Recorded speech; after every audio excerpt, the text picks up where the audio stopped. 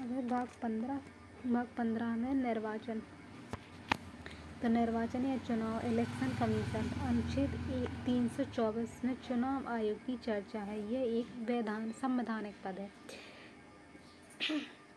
तो चुनाव आयोग है जो निर्वाचन आयोग, वह एक संवैधानिक पद है और इसकी चर्चा 324 में है।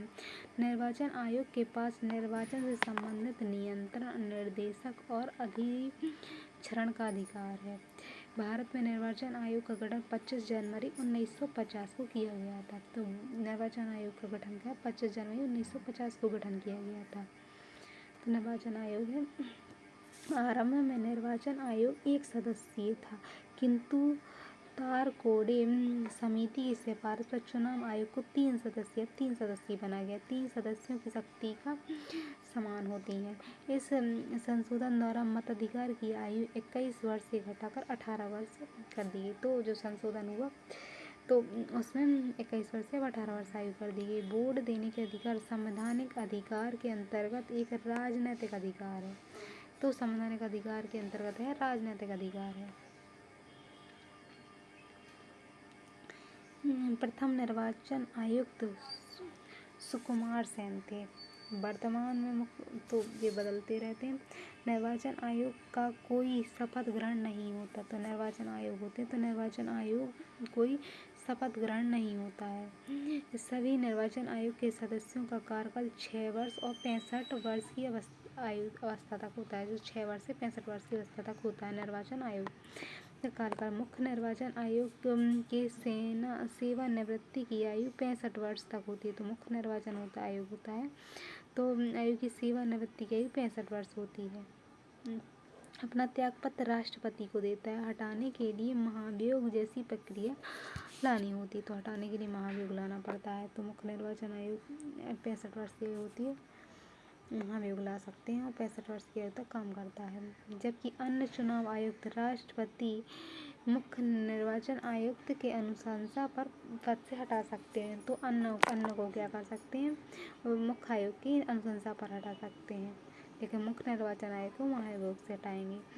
निर्वाचन आयोग राष्ट्रपति, उपराष्ट्रपति, लोकसभा, राज्यसभा, विधानसभा और विधान परिषद का निर्वाचन करती है। तो किसका निर्वाचन, राष्ट्रपति का निर्वाचन कराएगी, उपराष्ट्रपति का, लोकसभा का, राज्यसभा का, विधानसभा का, विधान परिषद का, इन सबका निर्वाचन कराती है। पीएम और सीएम निर्वाचित नहीं होते बल्कि नियुक्त होते हैं। जबकि पंचायत और नगर पालिका का चुनाव, पंचायत होती है और नगर पालिका इनका राज्य निर्वाचन आयोग करता है। अनुच्छेद 327 के अनुसार संसद राज्य विधानमंडल के निर्वाचन संबंधी कानून, राज्य में जो विधानमंडल है, विधानमंडल के लिए कानून बनाने का अधिकार संसद को प्राप्त है। निर्वाचन आयोग मतदाता सूची को तैयार करता है। तो मतदाता की सूची को तैयार करता है और संसद क्या है, राज्य विधानमंडल के निर्वाचन के कानून भी बना देता है। संसद बनाती है कि राज्यों का कैसे चुनाव होगा। अनुच्छेद 328 के अनुसार संसद द्वारा बनाए गए कानून संविधान के प्रारूप के अनुसार राज्य विधानमंडल के निर्वाचन के विषय में कानून बनाने के अधिकार राज्य विधानमंडल को प्राप्त है। लेकिन परिसीमन के विषय में कानून संसद ही, यानी परिसीमन जो करना, सीटें बढ़ानी, वो तो सिर्फ संसद ही करेगी। अनुच्छेद 329 इसके अनुसार निर्वाचन संबंधित संसद या राज्य विधानमंडल द्वारा बनाए गए कानूनों को न्यायालय में चुनौती नहीं दी जा सकती। तो संसद जो है, संसद और विधानमंडल द्वारा जो कानून बनते हैं उसको न्यायालय में चुनौती नहीं दी जाएगी। जिला का सबसे बड़ा निर्वाचन अधिकारी जिला अधिकारी डीएम होता है। तो जिले का जो सबसे बड़ा निर्वाचन अधिकारी होता है, निर्वाचन जो कराता है जिले में, तो अधिकारी के रूप से डीएम होता है। निर्वाचन आयोग समय समय पर मतदाता सूची जारी करता है। यह जाति, धर्म, लिंग के आधार पर किसी व्यक्ति का नाम न जोड़ सकती है और न हटा सकती है। तो जाति, लिंग के आधार पर नाम जोड़ सकती है, न हटा सकती है। निर्वाचन आयोग आचार संहिता की घोषणा करती है। तो आचार संहिता की भी घोषणा करती है और चुनाव संबंधित नियम कानून होते हैं।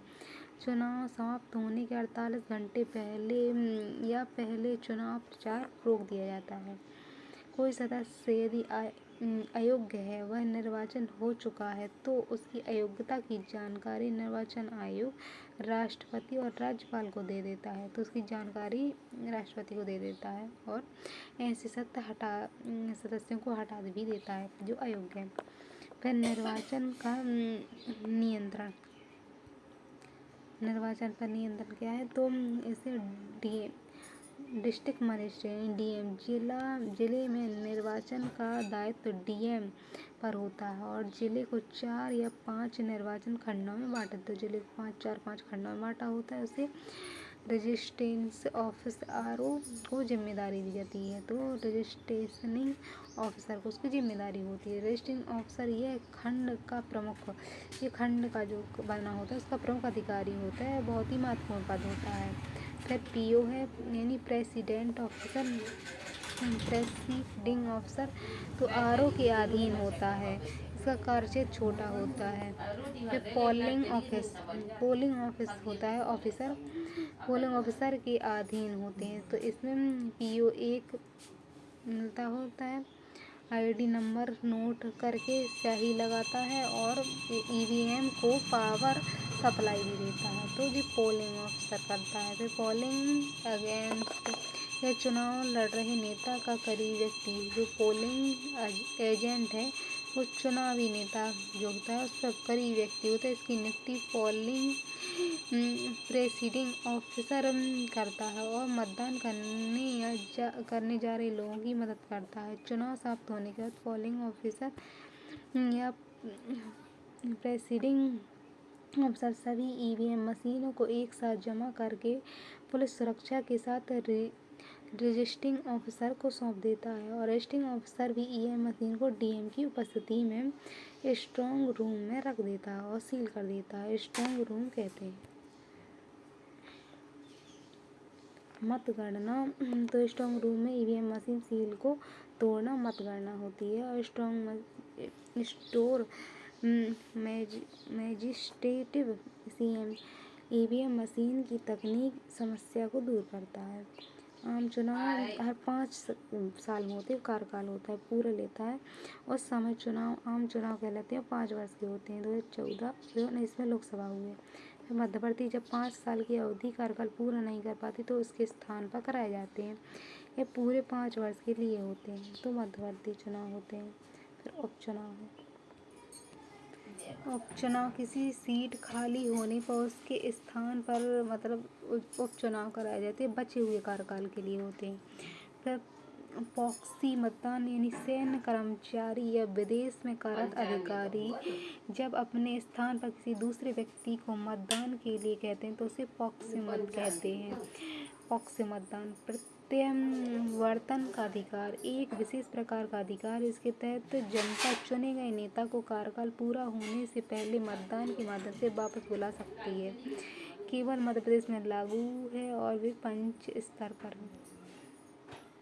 राजनीतिक दल, तो राजनीतिक दल क्या है? तो राजनीतिक दल का उल्लेख नहीं है संविधान में, मूल संविधान में उल्लेख नहीं है, लेकिन 52वें संविधान संशोधन 1985, 52वां संविधान संशोधन 85 हुआ तो राजनीतिक दल को संविधान में शामिल किया गया। किसी दल के पार्टी को चुनाव चिन्ह देना, क्षेत्रीय दल घोषित करना, राष्ट्रीय दल घोषित करना निर्वाचन आयोग का होता है। राष्ट्रीय दल घोषित करना निर्वाचन आयोग का कार्य होता है। निर्वाचन आयोग घोषित करता है कि राष्ट्रीय दल है कि नहीं। तो क्षेत्रीय दल की शर्तें क्या है? तो क्षेत्रीय दल के लिए 3 शर्तें हैं, उन्हें पूरा करते हैं तो क्षेत्रीय दल का दर्जा उसे मिल जाता है। तो उस राज्य के विधानसभा चुनाव, क्षेत्रीय दल के लिए विधानसभा के चुनाव में कम से कम 2 सीटें दी गई हों और वैध मतों का 6% मत प्राप्त हुआ, तो राज्य में 2 सीटें हों और 6% मत मिला हो उसे।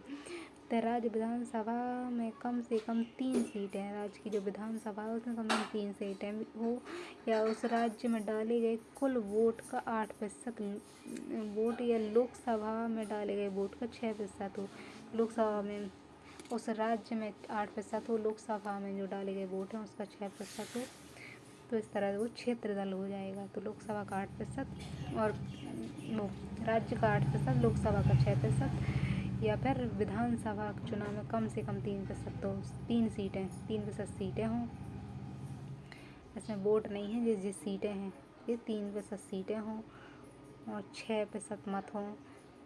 6% मत तो यहीं बताए गए ये लोकसभा के लिए 2 सीटें हों, इस तरह है। अब राष्ट्रीय पार्टी की शर्तें। राष्ट्रीय पार्टी अगर बनना है तो अलग अलग राज्यों में लोकसभा 2% सीटें अर्थात 11 सीटें प्राप्त होनी चाहिए। तो अलग अलग राज्यों से लोकसभा के लिए 2 सीटें प्राप्त हों या 2% सीटें प्राप्त हों, या फिर प्रतिशत में तो 2% सीटें या 11 सीटें प्राप्त होने, मतलब वही है कि 11 सीटें लगभग मिलनी चाहिए राष्ट्र के लिए।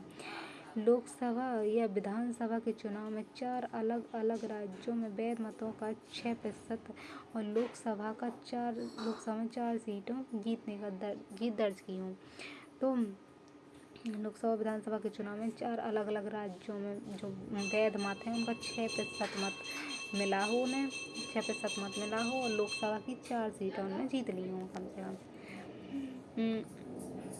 तो 4 अलग अलग राज्यों में ले ली हों और लोकसभा में 4 सीटें ले ली हों। कम से कम 4 राज्यों में क्षेत्रीय दल का दर्जा।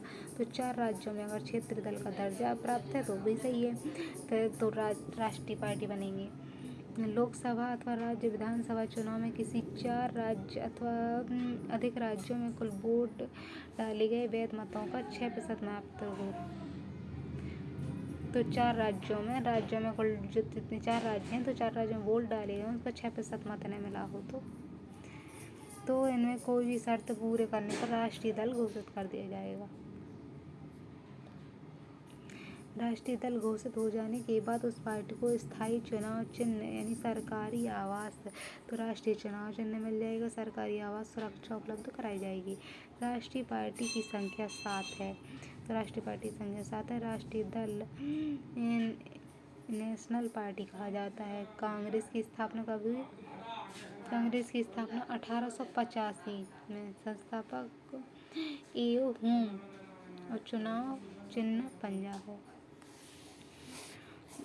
ए.ओ. ह्यूम थे इनके। तो कांग्रेस की स्थापना 1885 में हुई है और ए.ओ. ह्यूम ने की है और चुनाव चिन्ह थे। भारतीय कम्युनिस्ट पार्टी भाजपा की स्थापना 1925 में एम.एन.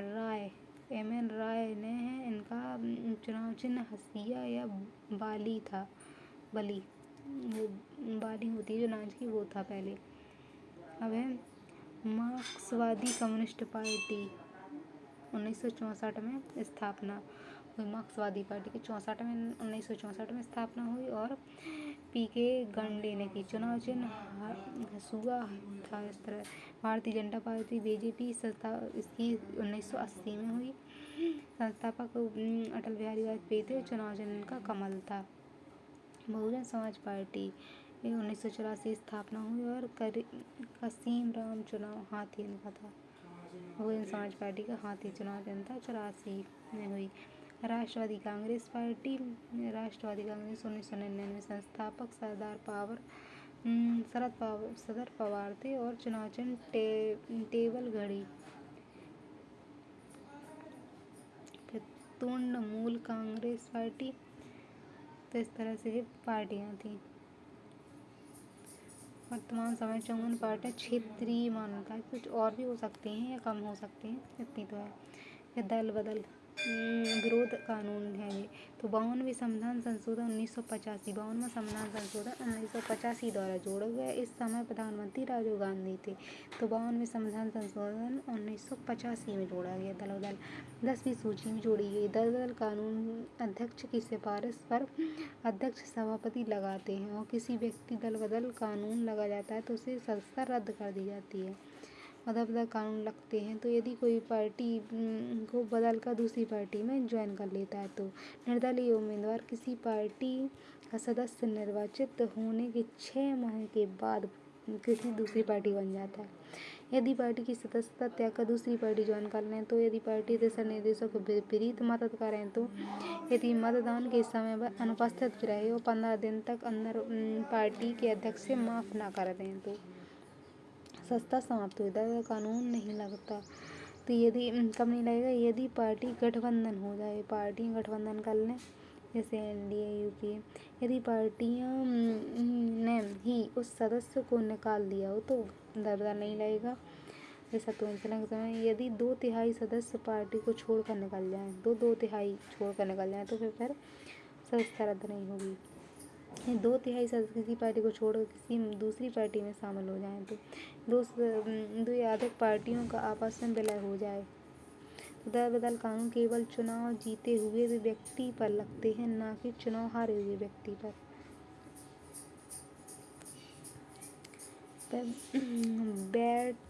बैलेट पेपर क्या है?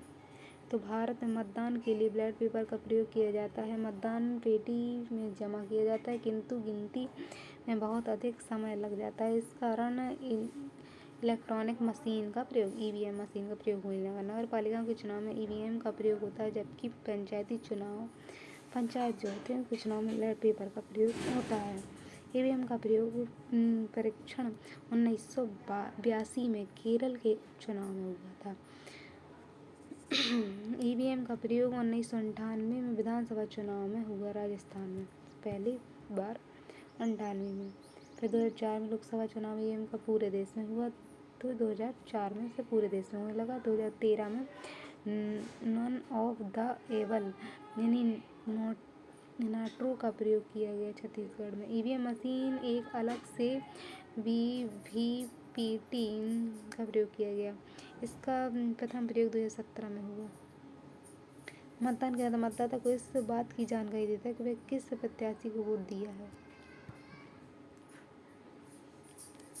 वर्तमान में जो मशीनें हैं M3 वर्जन का संस्करण प्रयोग किया जा रहा है। सिविलर मीटर होती हैं। 25 जनवरी को मतदान दिवस मनाया जाता है। स्मरणीय तथ्य श्री एम.एन. वोहा 2008 से 18 के दौरान जम्मू कश्मीर के राज्यपाल के रूप में कार्य किया।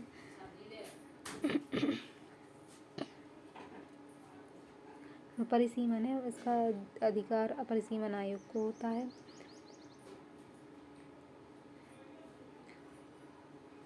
फिर 25 जनवरी को मतदान दिवस मनाया जाता है। निर्वाचन आयोग के गठन की स्थापना के कारण निर्वाचन आयोग गठित हुआ था उस समय। भारतीय संविधान के भाग 15 में अनुच्छेद 324 से 29 तक निर्वाचन संबंधित उपबंध हैं। संविधान में आयुक्त के लिए किसी प्रकार की निर्वाचन आयोग है तो निर्वाचन योग्यता, शपथ और प्रतिज्ञा का वर्णन नहीं है।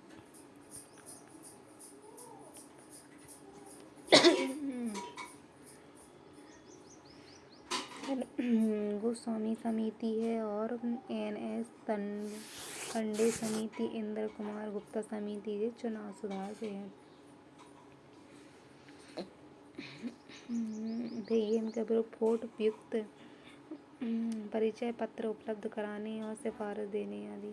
16वीं लोकसभा का चुनाव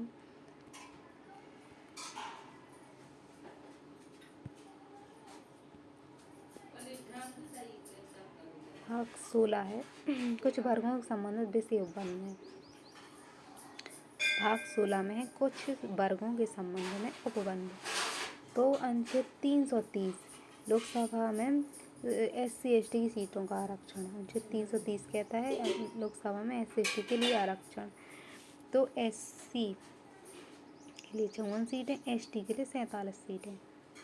SC जो है उसके लिए 54 और ST के लिए 47। लोकसभा में अनुच्छेद 331 लोकसभा में एंग्लो इंडियन राष्ट्रपति की मनोनीत तो अब खत्म हो गया है। फिर अनुच्छेद 332 में है विधानसभा में ST/ST को सीटों का आरक्षण। अनुच्छेद 333 में विधानसभा में एक एंग्लो इंडियन को राज्यपाल मनोनीत तो एंग्लो इंडियन खत्म हो गया है। अनुच्छेद 324 लोकसभा और विधानसभा में SC/ST के आरक्षण 2030 तक बना रहेगा। लोकसभा में विधानसभा में दोनों में SC/ST के लिए आरक्षण।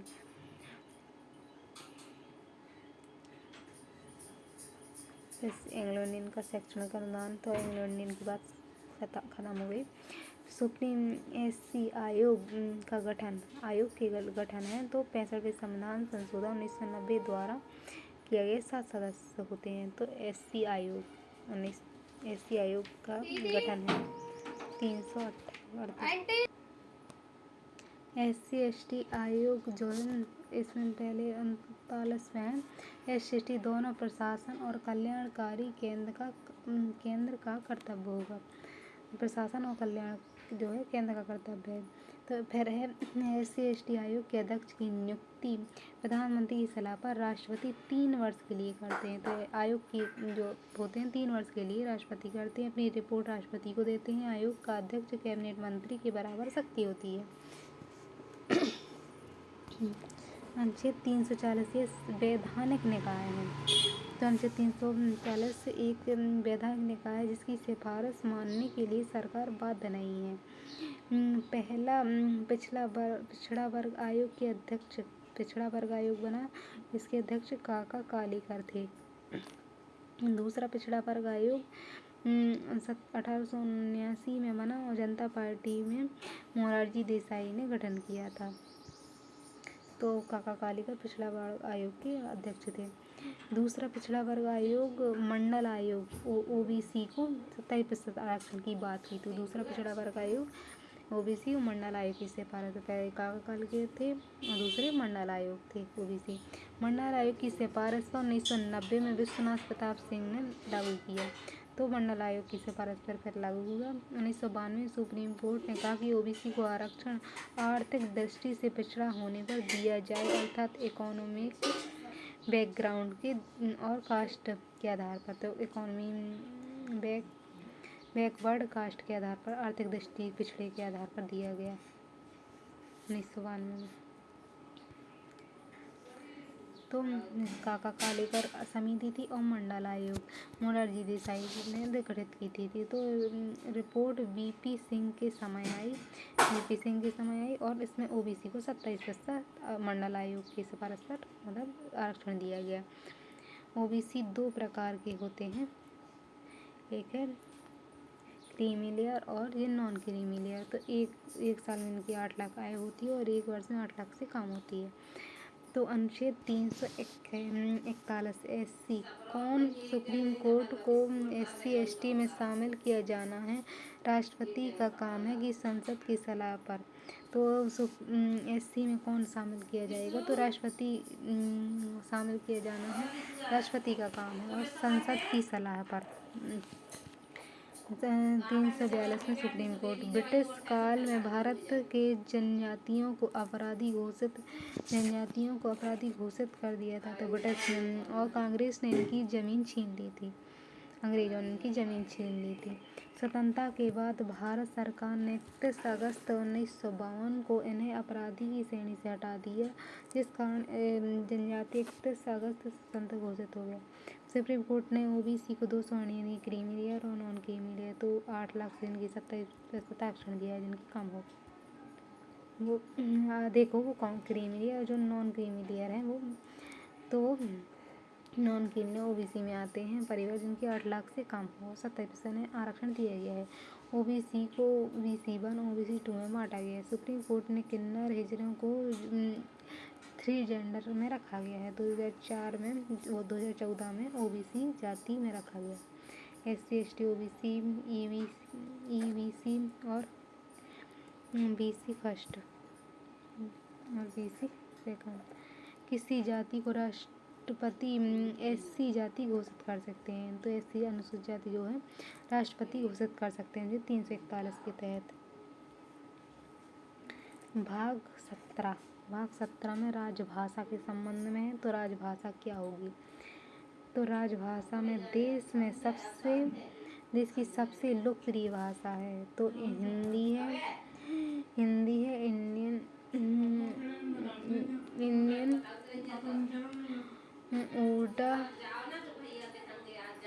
उर्दू पाकिस्तान की भाषा है।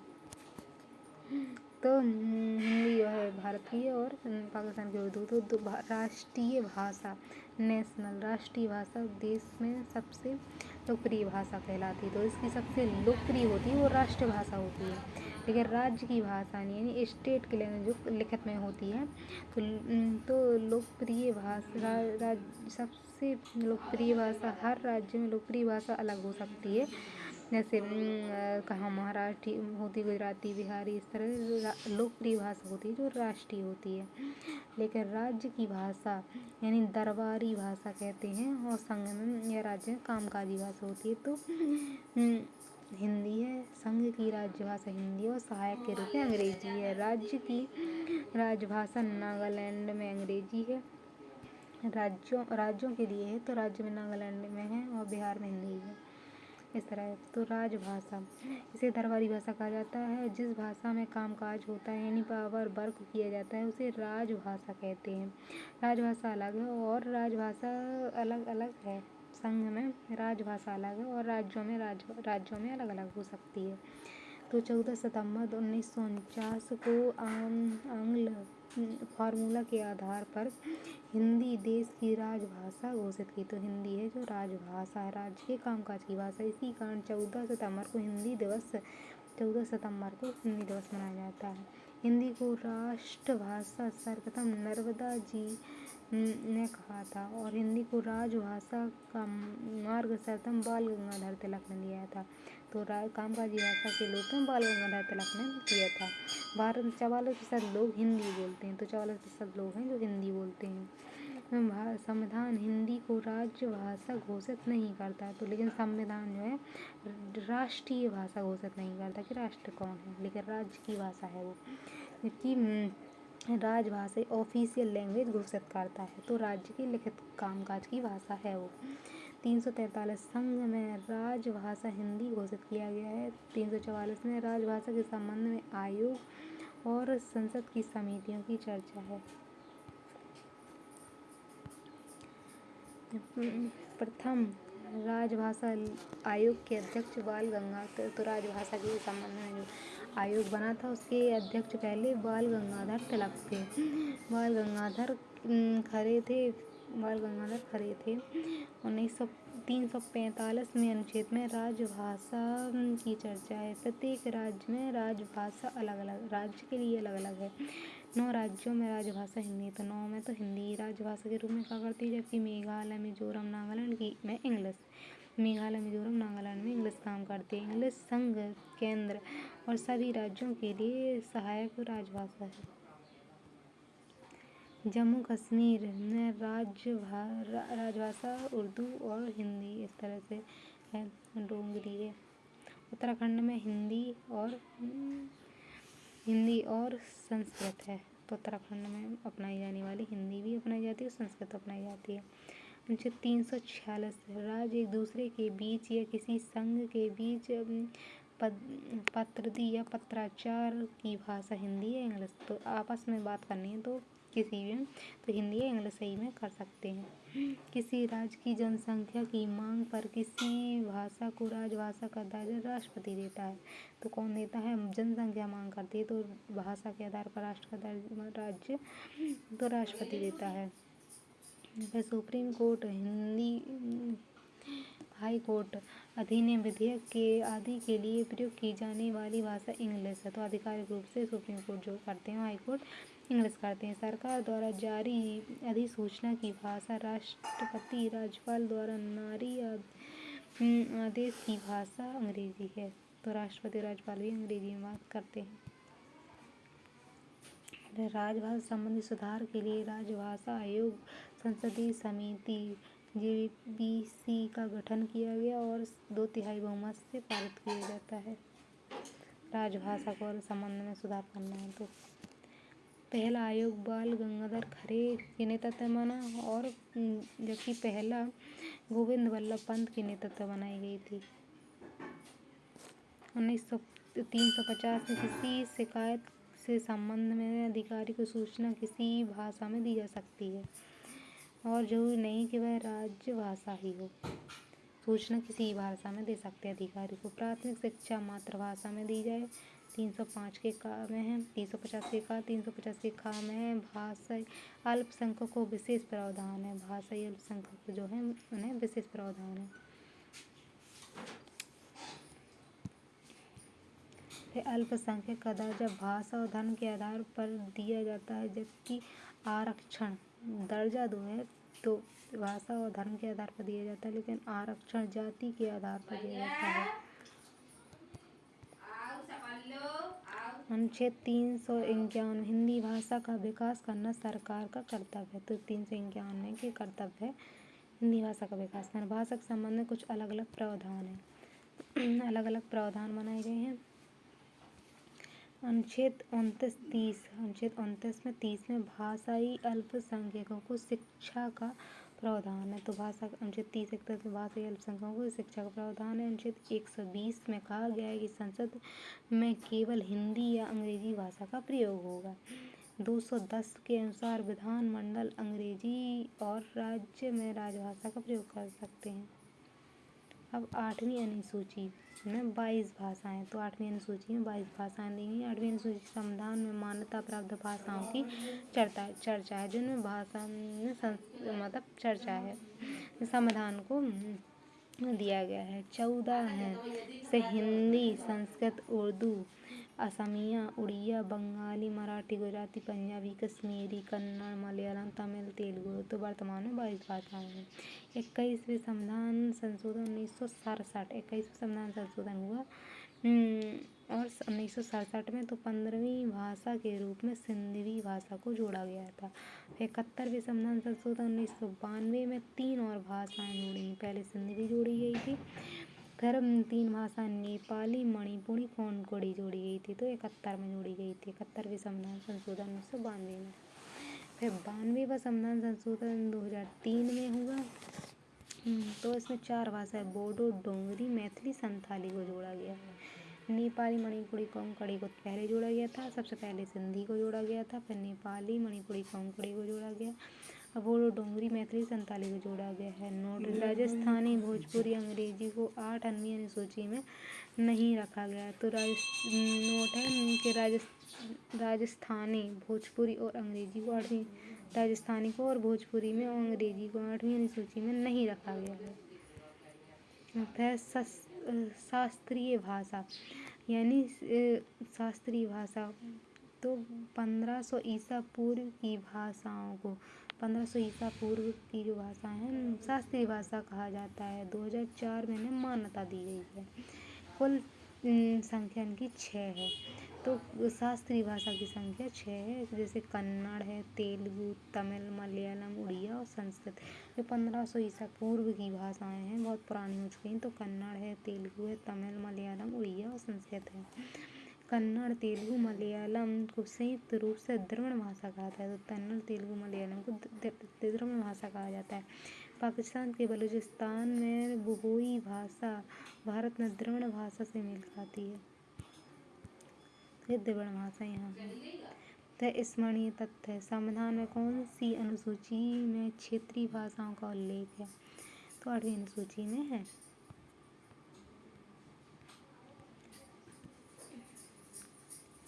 संविधान की 8वीं सूची में भाषाओं की संख्या 22 है। भारतीय संविधान के अनुच्छेद में भाषा संबंधी प्रावधान तो 334 43 में भारत की भाषा हिंदी है। संघ आधिकारिक भाषा के रूप द्वारा संविधान द्वारा मान्यता अंग्रेजी को दे दी गई है। फिर संविधान के किस अनुच्छेद के अंदर हिंदी को राज्य भाषा के रूप में दर्जा प्रदान किया गया? तो अनुच्छेद 343(1) के तहत हिंदी की देश की राजभाषा है, लेकिन शास्त्रीय प्रयोजन के लिए अंग्रेजी भाषा का प्रयोग अनिश्चित काल के लिए। किसी भाषा किसी राज्य की राजभाषा के रूप में अंगीकरण करने का अधिकार है राज्य विधानमंडल को कि कोई भाषा राज्य की बना ले। फिर जम्मू कश्मीर में अंगीकरण किया गया उर्दू को। डोगरी भाषा जम्मू कश्मीर में है। 8वीं अनुसूची में शामिल 21 में सिंधी को 8वीं अनुसूची में 21वें संविधान संशोधन शामिल किया गया। 344 में प्रथम राजकीय भाषा आयोग का गठन बीजी खेर की अध्यक्षता में 55 में।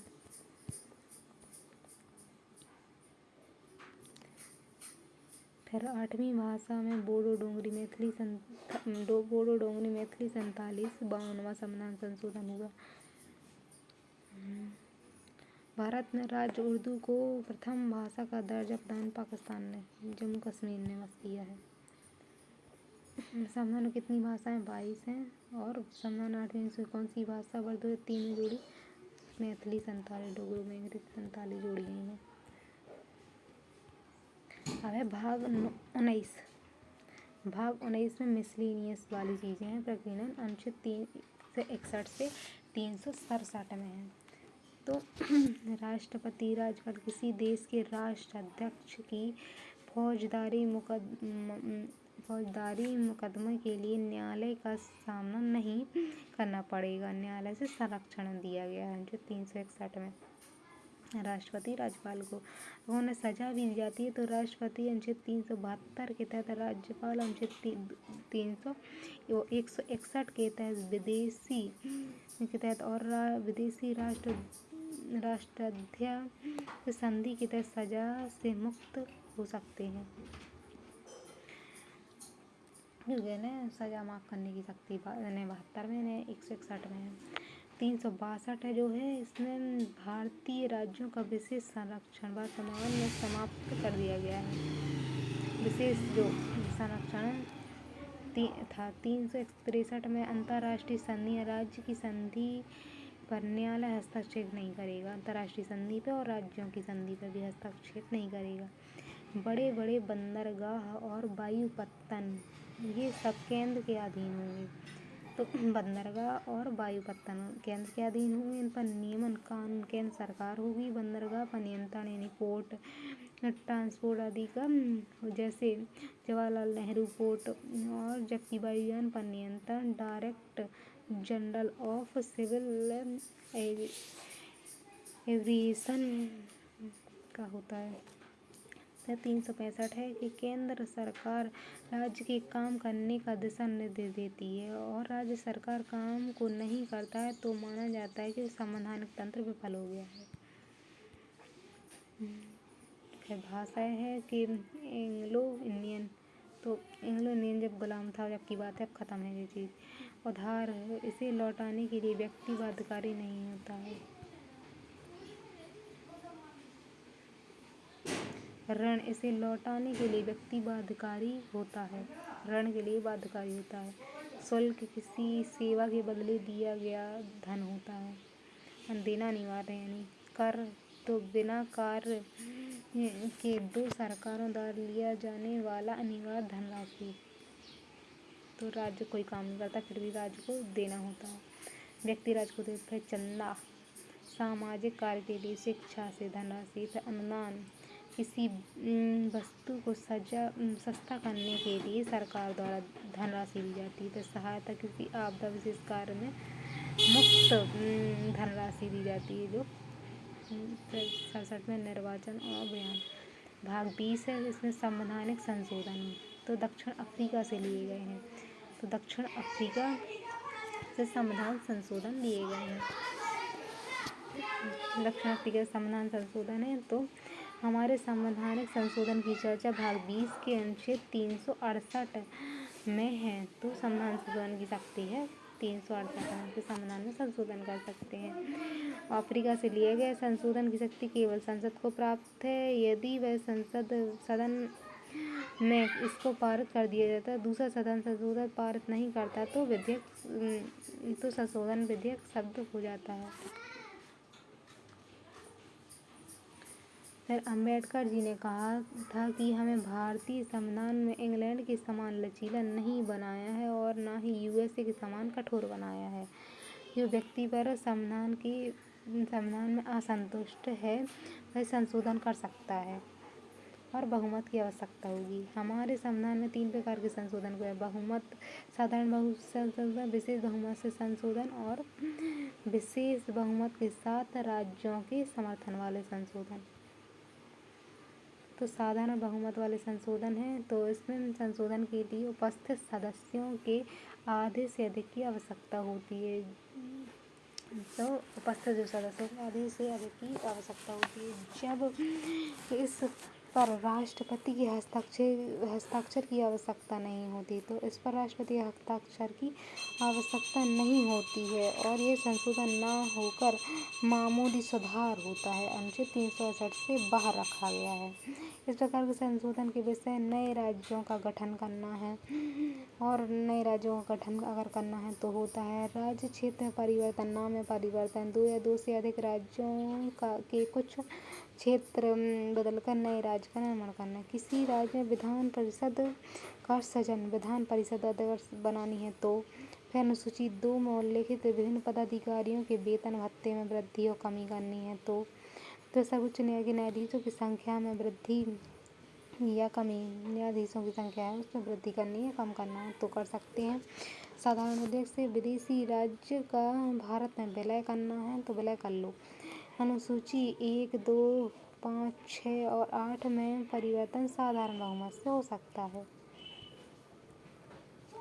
तो इस प्रकार के संशोधन में संसद के दोनों सदनों से साधारण बहुमत से विधेयक पारित होने के पश्चात राष्ट्रपति की स्वीकृति के लिए भेजा जाता है और यदि राष्ट्रपति ऐसे विधेयक को अपना स्वीकृति दे देते हैं तो विधेयक अधिनियम परिवर्तित साधारण बहुमत से होता है। विशेष बहुमत होने वाला तो विशेष बहुमत इस विधि में संशोधन के लिए 2/3 बहुमत आवश्यकता होती है।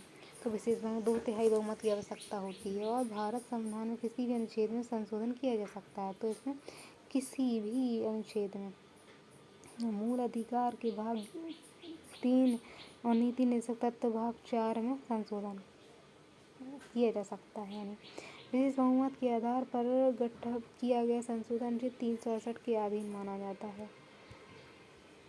विशेष बहुमत और राज्यों वाला जो समर्थन हो तो उसमें होता है कि संशोधन कठोर विधि है और विधि द्वारा संशोधन करने में केंद्र को विशेष बहुमत और आधे राज्यों के साधारण बहुमत की से पारित करना अनिवार्य है। वैसे विषय होते हैं जिससे राज्य का हित जुड़ा हो तो संघीय ढांचा बनाए रखने के लिए होता है। तो इस प्रकार के विधेयक विषय क्या होते हैं तो विधायिका, कार्यपालिका, न्यायपालिका के संशोधन होते हैं। तो समवर्ती सूची के विषय राष्ट्रपति निर्वाचन प्रणाली या राज्यों पर लगने वाले टैक्स जैसे GST था।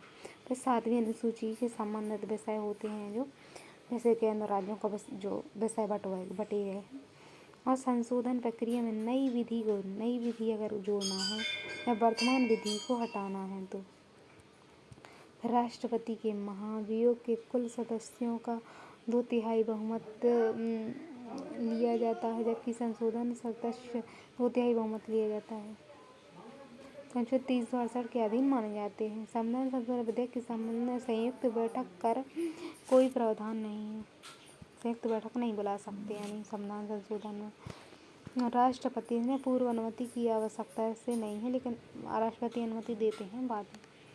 मूल अधिकार के संबंधित कुछ निर्णय हुए मूल अधिकार में तो शंकरी प्रसाद वाद जो था सुप्रीम कोर्ट ने कहा कि संसद मूल अधिकार भाग 3 के साथ संविधान संशोधन कहीं भी संशोधन कर सकती है। तो शंकरी प्रसाद वाद ने कहा कि मूल अधिकार में भाग 3 में संशोधन कर सकती है।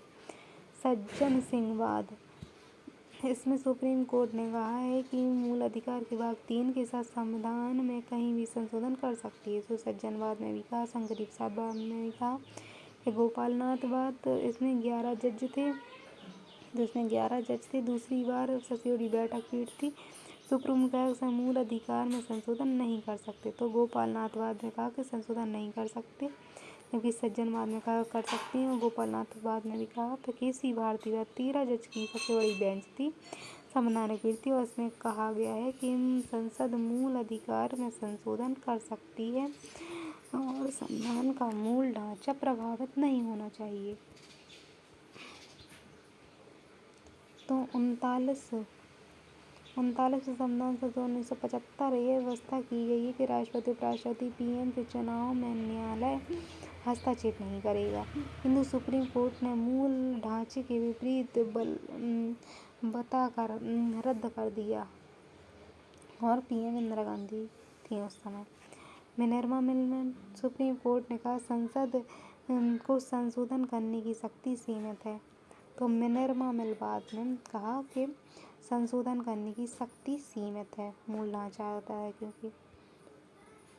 और 42वें संविधान संशोधन 1975 में हुआ था। जो कहा गया कि संसद को संशोधन की असीमित शक्ति प्राप्त है। तो 42वें संविधान संशोधन जब किया गया तो उसमें असीमित शक्ति उन्होंने कर दी। तो सुप्रीम कोर्ट ने मिनर्वा मिलबाद का हवाला देते हुए उसे रद्द भी कर दिया था। तो संवैधानिक पीठ में कम से कम 5 जज होना चाहिए। केशवानंद में 13 जज थे और गोपाल नाथ मठ में 11 जज थे। तो सबसे बड़ी पीठ थी जो केशवानंद की 13 की और गोपाल नाथ की 11 जज थे, एक साथ निर्णय दे रहे थे। तो प्रमुख संविधान संशोधन जो अब तक हुए हैं उनमें से प्रमुख कौन कौन से हैं? तो 100 से अधिक संशोधन हो चुके हैं, 106 हो चुके हैं। महिलाओं के लोकसभा में आरक्षण का 106वां संविधान संशोधन हुआ था लास्ट। तो संविधान संशोधन 1951 में जमींदारी उन्मूलन के संबंध में इसमें 9वीं अनुसूची जोड़ दी गई थी। तो 1951 में पहला हुआ और 9वीं अनुसूची जोड़ दी गई। सातवां संविधान संशोधन 1946 में हुआ।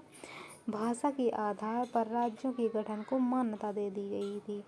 एक व्यक्ति 2 राज्यों का राज्यपाल हो सकता है, एक व्यक्ति 2 राज्यों का राज्यपाल भी हो सकता है। भाषा के आधार पर राज्यों का गठन। तो 7वां संशोधन, पहला में भूमि सुधार, 7वें में भाषाई राज्य। 8वां संविधान संशोधन तो 8वें में था कि SC/ST सीटों को 1960 तक के लिए और फिर 1970 तक कर दिया गया था SC/ST की सीटों को। 8वां था। 18वां तो शाह आयोग की सिफारिश पर पंजाब का गठन हुआ था। 18वें में पंजाब भाषा के आधार पर हिंदी भाषा में हिमाचल प्रदेश का गठन हुआ था। तो 18वां था। और कैंसर से प्रदेश चंडीगढ़ बन गया था। फिर 35वां संविधान संशोधन 1974, इसमें सिक्किम को सह राज्य बनाया गया और 56 मई में 1975 में सिक्किम को भारत का 22वां राज्य बना दिया गया। ये कौन सा 35वां 36वां संविधान संशोधन था। 42वां संविधान संशोधन 1976 स्वर्ण सिंह समिति की सिफारिश पर किया गया था। 59 प्रावधान जोड़ने के कारण अत्यधिक विस्तृत हो गया और इसे मिनी संविधान कहा गया। इंदिरा गांधी ने किया था। लोकतंत्र की प्रतिकूलता और प्रभाव पड़ा, इसे भारत में एकात्मता बना रहती। राष्ट्रपति को मंत्रिमंडल की सलाह मानने के लिए इसमें बाध्य कर दिया था। और इसमें और क्या था, तो PM की सलाह लागू, आपातकाल में PM की सलाह लागू कर दी गई थी। अशांति के आधार पर आपातकाल लागू कर दिया था। 6 वर्ष का कार्यकाल लोकसभा का कर दिया था। मूल कर्तव्य जोड़ दिए गए थे। तो मैंने मूल कर्तव्य अच्छा काम किया, जोड़ दिए गए।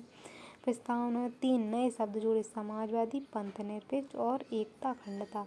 तो एकता अखंडता जोड़ी, पंथनिरपेक्ष और समाजवादी शब्द, 3 शब्द जोड़े थे प्रस्तावना में। 1976 में जोड़े थे। फिर 44वां संविधान संशोधन हुआ। तो इसके द्वारा 42वें संविधान संशोधन की कमी को दूर किया गया। मोरारजी देसाई ने इसे लाए थे, मोरारजी देसाई। तो संपत्ति अधिकार को कानूनी अधिकार बनाया गया। तो संपत्ति अधिकार हटा 44 में से और कानूनी अधिकार बन गया। और राष्ट्रपति को मंत्रिमंडल की सलाह लौटाने के लिए एक बार पुनर्विचार का मौका दिया गया। फिर आपातकाल को PM के स्थान पर मंत्रिमंडल, आपातकाल जो था उसमें PM के स्थान पर मंत्रिमंडल शब्द जोड़ा गया। आंतरिक अशांति के स्थान पर सशस्त्र विद्रोह जोड़ा गया। लोकसभा के कार्यकाल को 6 वर्ष से पुनः 5 वर्ष कर दिया गया। फिर है 45वां संविधान संशोधन, इसके द्वारा आरक्षण को 2010 और 20 तक और कर दिया गया। मूल संविधान में 60 और 70 तक था, किंतु इसे 2020 तक ला दिया गया था। फिर 52 में दल बदल को जोड़ा गया। 52वें संविधान संशोधन 1985 दल बदल जोड़ दिया गया। फिर 65वां संविधान संशोधन 1990 सुप्रीम को SC आयोग गठन किया गया 65 में और 89 में ST आयोग। 65वें संविधान संशोधन में SC आयोग और 89 में है ST आयोग। ये 2090 में है, जो 2003 1990 में, जो 2003 में आया। 59वां, तो इसमें दिल्ली पांडुचेरी में विधानसभा 59वां संविधान संशोधन जो हुआ 59वां संशोधन 1991, तो दिल्ली पांडुचेरी में विधानसभा गठित हो गई। 70वां संविधान संशोधन, तो दिल्ली पांडुचेरी विधानसभा को राष्ट्रपति के निर्वाचन मंडल में शामिल किया गया। तो 70वें में राष्ट्रपति के निर्वाचन में भी शामिल कर लिया गया और गठन 59 में हुआ। 73वें में 11वीं अनुसूची जोड़ी गई, पंचायत आ गई, पंचायत को 29% दे दिए गए, नहीं भाग 9A जोड़ा गया था। और 74वें में 12वीं अनुसूची गढ़ी, 9A का B जोड़ दिया गया। और 86वें संविधान संशोधन 2003 में 21A में यानी शिक्षा को मौलिक अधिकार बना दिया गया। 86वें संविधान संशोधन 2003। फिर 89वां, तो ST आयोग का गठन हुआ। फिर 100वां संविधान, तो बंगाल भूमि भारत और बांग्लादेश की भूमि हस्तांतरण हुआ इसमें। 100वां संविधान संशोधन 2015 में। तो 101वां 2017 में। 122वें संविधान संशोधन विधेयक GST लाई गई, तो GST लाई गई इसमें। 101वें संविधान संशोधन से GST लागू हुई 2017 में। फिर 102वां संविधान संशोधन जो था उसमें 123वां संविधान संशोधन विधेयक पिछड़ा वर्ग आयोग को संवैधानिक दर्जा दिया गया। तो 102 वाला जो संविधान संशोधन है 102 में पिछड़ा वर्ग आयोग जो है पिछड़ा वर्ग आयोग को संवैधानिक दे दिया गया 102 पे जोड़ के। 103वें में है 24वां संविधान संशोधन विधेयक सामान्य वर्ग के आर्थिक रूप से पिछड़े वर्गों के लिए शैक्षणिक संस्थाओं तथा नियुक्तियों में 10% आरक्षण। तो शैक्षणिक संस्थाओं में और नियुक्ति में 10% आरक्षण दिया गया सामान्य वर्ग के आर्थिक रूप से, यानी EWS को दिया गया। EWS को 10% आरक्षण 103 से, और 1 से 2 से पिछड़ा वर्ग आयोग। 104 जो था 126वें संविधान संशोधन, इसमें लोकसभा राज्यसभा के विधानसभा SC ST समुदाय को 2030 तक आरक्षण। तो 104 में था 2030 तक आरक्षण SC ST को। लोकसभा विधानसभा एंग्लो इंडियन की सीटें के प्रावधान को अब हटा दिया गया इसमें 104 संविधान संशोधन से 2019 था। फिर 5वां संविधान संशोधन 105वां 2021 में हुआ, और इसमें 27वां संविधान संशोधन विधेयक OBC सूची बनाने का अधिकार दे दिया गया। तो राज्यों को OBC सूची बनाने का अधिकार, तो 5वां था कि OBC सूची बनाने का अधिकार होगा राज्यों को। अब 106वां और हो गया है लोकसभा में महिलाओं को 30 यानी 36% आरक्षण, इस तरह का कुछ है। भाग 21 है। भाग 21 में क्या है, तो भाग 21 है अनुच्छेद 59 369 से 392 तक है। अस्थायी संक्रमणकालीन प्रावधान है इसमें। तो अस्थायी संक्रमणकालीन प्रावधान राज्य सूची के विषय में संसद 1 वर्ष के लिए आपातकाल के दौरान कानून बनाएगी। तो 369 में है कि 1 वर्ष के लिए कानून बनाएगी आपातकाल के दौरान। 70 में जम्मू कश्मीर है 26 अक्टूबर 1947 जम्मू कश्मीर भारत का अंग बना। 26 अक्टूबर 1947 को 26 जनवरी 1947 में जम्मू कश्मीर संविधान पारित हो गया। तो उसका हुआ 26 जनवरी 1947 को पारित हुआ। और इसमें राज्यपाल को सर्वोदय रियासत कहा जाता था। 65 में बाद में राज्यपाल कहा गया, 65 के बाद राज्यपाल ही कहा गया। फिर जम्मू कश्मीर विधेयक पर कार्यकाल जो विधानसभा है, विधानसभा का कार्यकाल 6 वर्ष का होता था, अब 5 वर्ष का है। फिर 2 महिला सदस्यों को मनोनीत कर सकता है जम्मू कश्मीर। इसमें RBI RTI नीति निषेधक तत्व लागू नहीं होते थे, और अब संपत्ति मूल अधिकार जो सब समाप्त हो गया।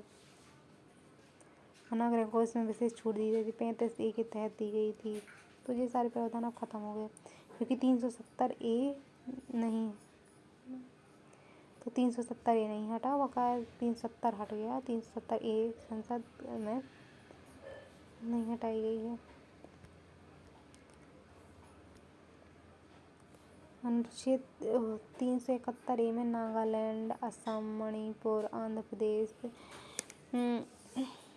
AP यूनिवर्सिटी, सिक्किम, मिजोरम,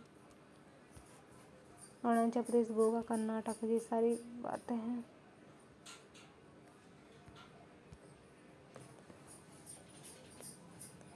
और इसमें 139 तक नसरत रद्द कर दिया गया। 392 में कठिनाइयों को दूर कर राष्ट्रपति का कार्य होगा। कठिनाइयों को दूर करना राष्ट्रपति का कर्तव्य होगा।